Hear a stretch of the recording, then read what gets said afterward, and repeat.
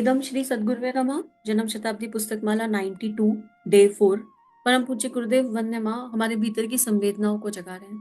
जिस स्तर पर जिस तरह से ये स्वाध्याय जा रहा है, ये ऐसा लगता है कि अंदर की कई सारी तहों में जा रहा है, और उन तहों में जाकर गुरुदेव कह रहे हैं, बेटे कृतज्ञता सीखो, ग्रैटिट्यूड सीखो, अपने अभावों को काउंट मत करो। अगर तुम स्वर्ग का अनुभव करना चाहते हो तो स्वर्ग तुम्हारे भीतर है, अपने भीतर उतर जाओ।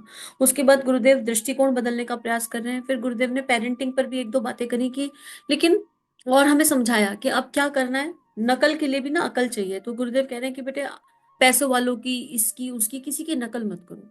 जिसका जो प्रारब्ध है वो जी रहा है।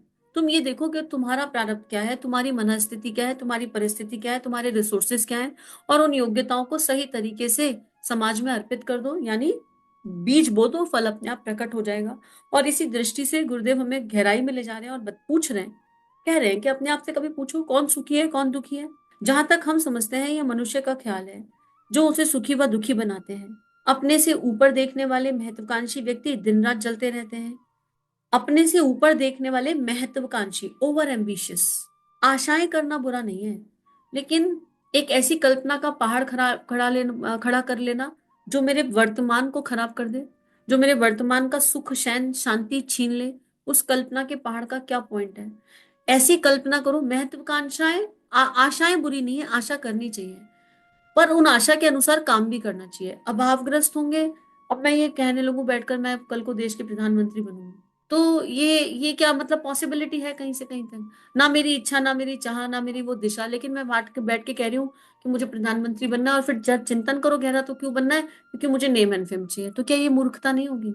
अपने आप से पूछने की आवश्यकता है, भगवान ने मुझे क्या दिया है, भगवान ने मुझे कौन कौन सी क्षमताएं दी है, कौन कौन सी योग्यताएं दी हैं। तो हमारी आशाएं, अपेक्षाएं, आशाएं अपने आप से जो महत्वाकांक्षाएं हैं वो थोड़ी सच्चाई के धरातल पर होनी चाहिए, एक, और दूसरों पर डिपेंडेंट नहीं होनी चाहिए। मान लो मैं महत्वाकांक्षा करने लगूं कि कल को मेरी संतान सीए बनेगी, इस दुनिया का नंबर 1 सीए, तो ये महत्वाकांक्षा किसी दूसरे पर डिपेंडेंट हो गई। अब संतान उठे और कहे कि नहीं मुझे तो नहीं बनना सीए, मैं तो इंजीनियर बनूंगा, तो फिर बहुत तकलीफ होगी, बहुत ज्यादा तकलीफ होगी। क्यों?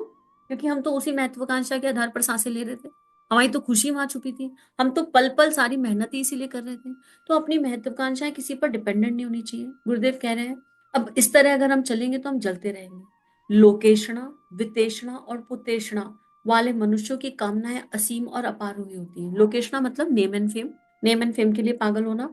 पुत्रेषणा मतलब संतान के प्रति मोह और आसक्ति, अभी एग्जाम्पल आया। और वितेषणा मतलब पैसा, लोभ, इसके पीछे पागल होना, या एसेट्स के पीछे। गाड़ी खरीदी, गाड़ी पर स्क्रैच आ गया तो वो स्क्रैच सीधा दिल पर जाकर लग जाता है। एसेट्स, नई साड़ी लाए, साड़ी पर थोड़ा सा कुछ गिर गया, साड़ी खराब हो गई, तो पता नहीं कितने महीने उस साड़ी को रोते रह जाएंगे। एसेट्स के प्रति जो अटैचमेंट होता है, जो टेम्परेरी है ना, उसके प्रति अटैचमेंट को वितेषणा कहते हैं। और इन ऐसे जो मनुष्य होते हैं जो इस वाले माया जाल में उलझे रहते हैं, उनकी कामनाएं असीम और अपार होती है, क्योंकि वो कुआं है। बचपन में पापा को कहते सुना था कि बेटे घर ना एक कुआं है, समझ में नहीं आता था तब, इसमें जो भी लाओ वो उसमें समा जाता है, फिर ये और मुंह खोल के और मांगता है, फिर ये और मुंह खोल के और मांगता है। अब समझ में आता है कि नीड, अगर घर को चलाना है ना सुव्यवस्थित तरीके से, तो नीड और ग्रीड का अंतर समझना बहुत जरूरी है। नीड पूरी करो, पर ग्रीड का तो कोई अंत ही नहीं हो सकता, कोई कोई इनफाइनाइट है। और नीड और ग्रीड का अंतर समझना है, और लग्जरी और रिक्वायरमेंट का अंतर समझना है। भगवान लग्जरी पूरी नहीं करता, रिक्वायरमेंट सबकी पूरी होती है, और हर किसी की रिक्वायरमेंट रोटी कपड़ा और मकान है। और अगर रिक्वायर लग्जरी पूरी करनी है तो फिर अपने पुट्ठों में इतना दम होना चाहिए कि कमाओ खाओ और लाओ, अपनी करो पूरी लग्जरीज। ये लग्जरीज किसी पर डिपेंड होकर पूरी करने की चाह, आशा, अपेक्षा, उसमें दोषी तो हो जाते हैं हम, दोषी तो हो जाते हैं थोड़े भगवान के, कि हम अपनी लग्जरी पूरी कर रहे हैं और हमारे आसपास रिक्वायरमेंट्स भी लोगों की पूरी नहीं हो रही। ये समझने की आवश्यकता है। तो इन ऐषणाओं से बाहर आना हो, देखो पुत्रेषणा से बाहर आना है, मोह आसक्ति से बाहर आना है, तो फिर वो एक दिन का प्रोसेस नहीं है, it is a long process. उसके लिए गुरुदेव की 4 किताबें यहाँ बता देते हैं, उनको पढ़ लीजिए या सुन लीजिए, सुन लेंगे तो बेनिफिट ज्यादा होगा, और इस पर पूर्ण विश्वास है। मैं क्या हूँ, इसके 63 ऑडियो है, 10 मिनट का एक है। आत्मा परमात्मा का मिलन संजोग, 123 ऑडियो है, बड़ा इम्पैक्टफुल है। महाकाल और उनकी युग प्रत्यावर्तन प्रक्रिया, ये आपको मिलेगी देव परिवार चैनल पर, बड़ा इम्पैक्टफुल है। ये 3 किताबें, और फिर इनका निचोड़ प्रेम योग, इनको सुनकर देखिए। और अगर आप स्टूडेंट हैं तो प्रेम योग को हटा दीजिए इस लिस्ट में से, और सफल जीवन की दिशाधारा, ये किताबें आपको मिल जाएंगी चैनल पर, इनका स्वाध्याय मिल जाएगा। और ये हमें उस गहराई में ले जाएगा जिस गहराई की बात गुरुदेव कर रहे हैं, इन ऐषणाओं से मुक्त होते में कई कई जन्म लग जाते हैं नहीं तो। पर परम पूज्य गुरुदेव ऐसे सूत्र दे गए कि इन ऐषणाओं से मुक्त होना बड़ा सरल है। गुरुदेव कह रहे हैं कि ऐसे व्यक्ति जो असीम कामना करते हैं, ऐसे व्यक्ति को शांति भी नहीं मिल सकती और मुक्ति भी नहीं मिल सकती। मनुष्य का जीवन शांति वाला होना चाहिए, उन्नतिशील होना चाहिए, प्रगतिशील जीवन होना चाहिए, अशांत और विशुद्ध नहीं, लेकिन यह नहीं होना चाहिए। अब उन्नति और प्रगतिशील जब शब्द आते हैं तो हमारी उन्नति की जो डेफिनेशन है ना, और जो प्रगति की डेफिनेशन है, उन्नति की डेफिनेशन है पोजीशन कौन सी है, अकाउंट बैलेंस कितना है, और प्रगति की डेफिनेशन प्रमोशन कितने हुए हैं, ये हमारी उन्नति और प्रगति की डेफिनेशन हो गई है। पर सॉरी टू से this is not the right definition. उन्नति और प्रगति की डेफिनेशन क्या होनी चाहिए? देखो, आत्मिक उन्नति और आत्मिक प्रगति, जिसकी आत्मिक उन्नति हो गई, विवेकानंद जी की आत्मिक उन्नति और प्रगति हुई, हम आज तक याद करते हैं।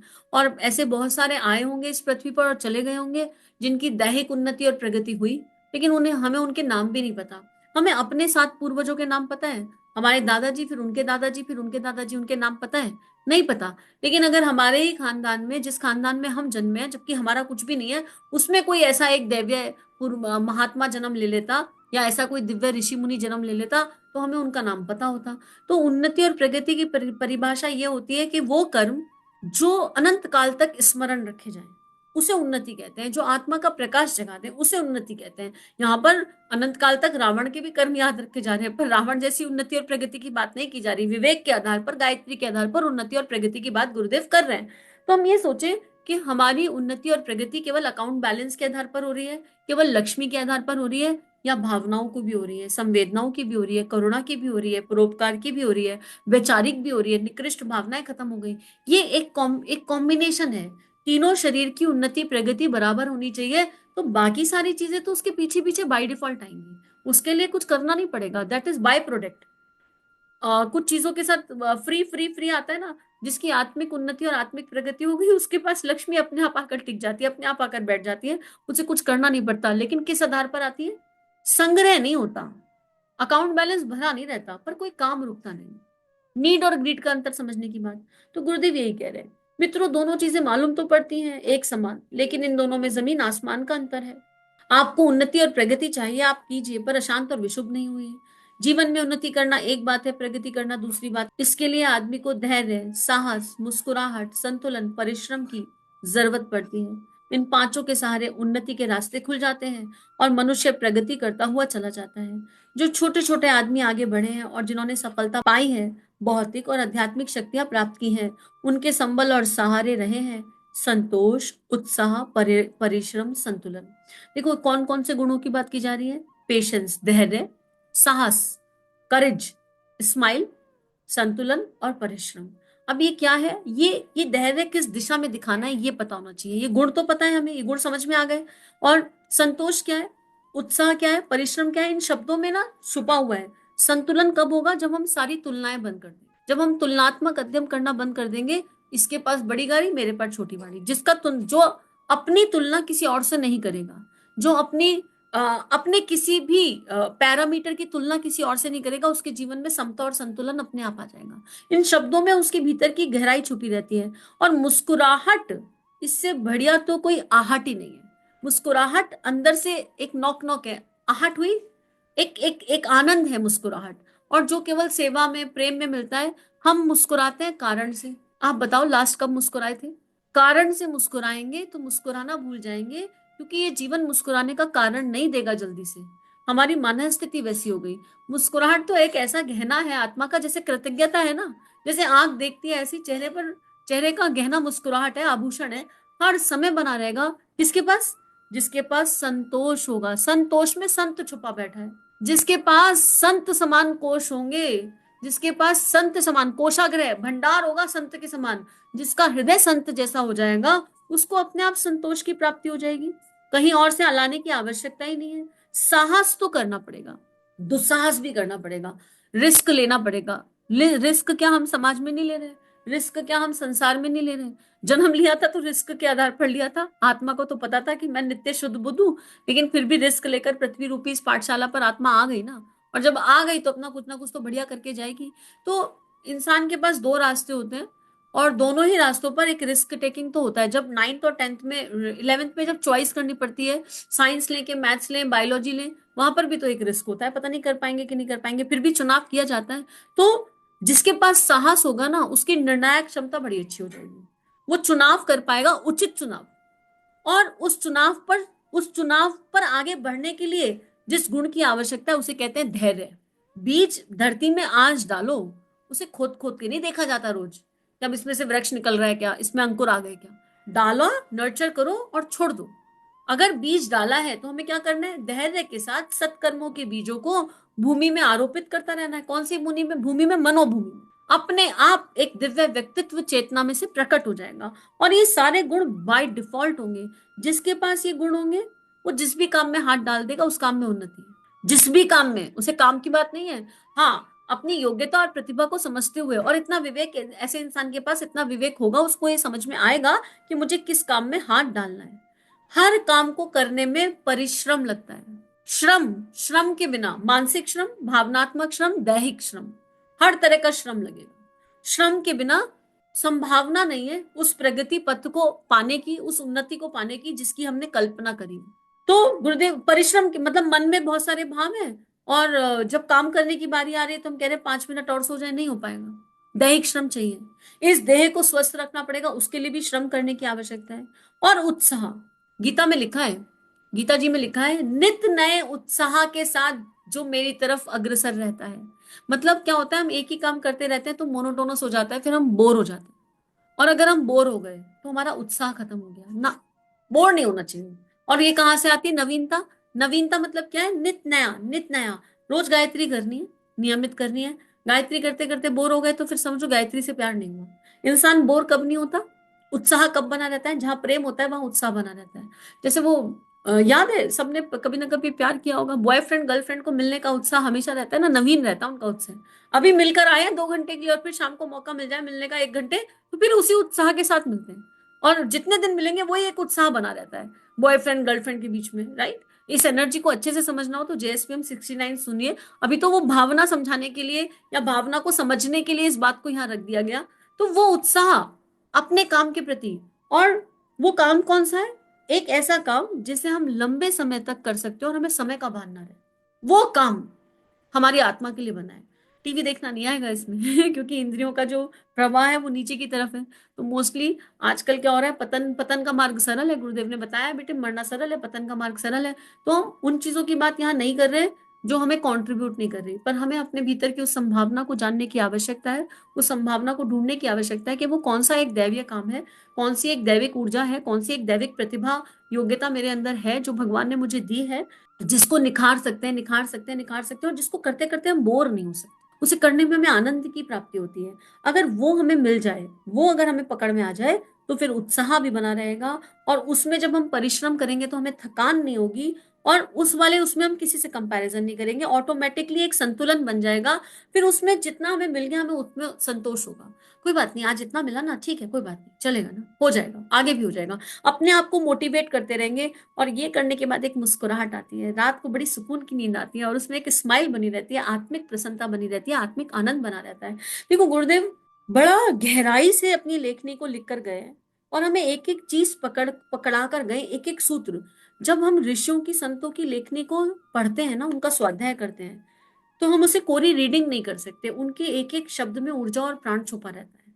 हमें एक एक शब्द पर रुक कर एनर्जी लगाने की आवश्यकता है कि गुरुदेव ने इसको लिखा है, उन्होंने किस भाव दशा से लिखा है, क्या लिखना चाह रहे हैं वो यहाँ पर।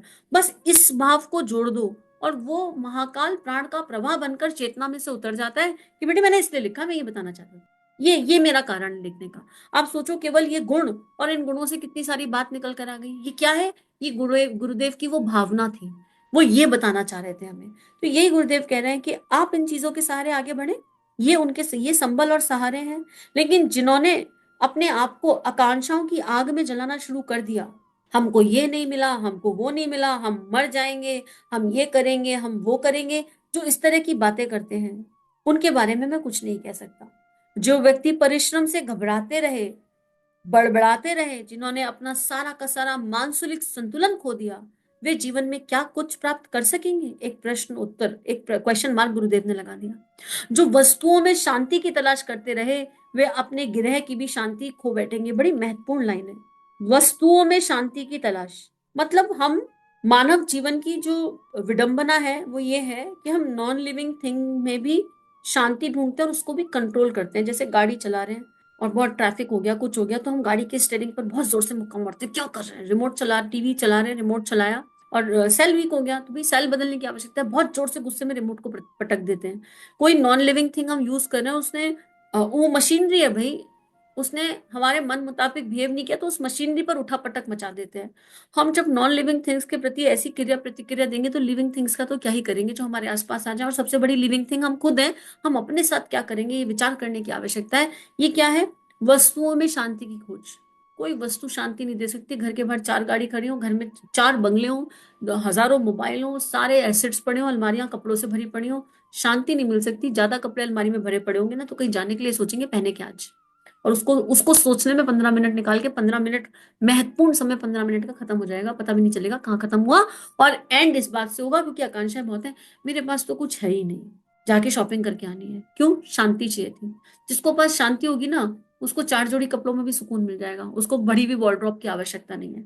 तो आइए इस चिंतन को, ये तो गहन चिंतन करवा रहे हैं गुरुदेव, और पक्की यकीन हो रहा है गुरुदेव ना स्वर्ग स्वर्ग की जो कल्पना है उसे यथार्थ करके छोड़ेंगे हमारे अंतःकरण में। इसके साथ इतना गहराई से भीतर ले जा रहे हैं, इतना गहराई से भीतर ले जा रहे हैं।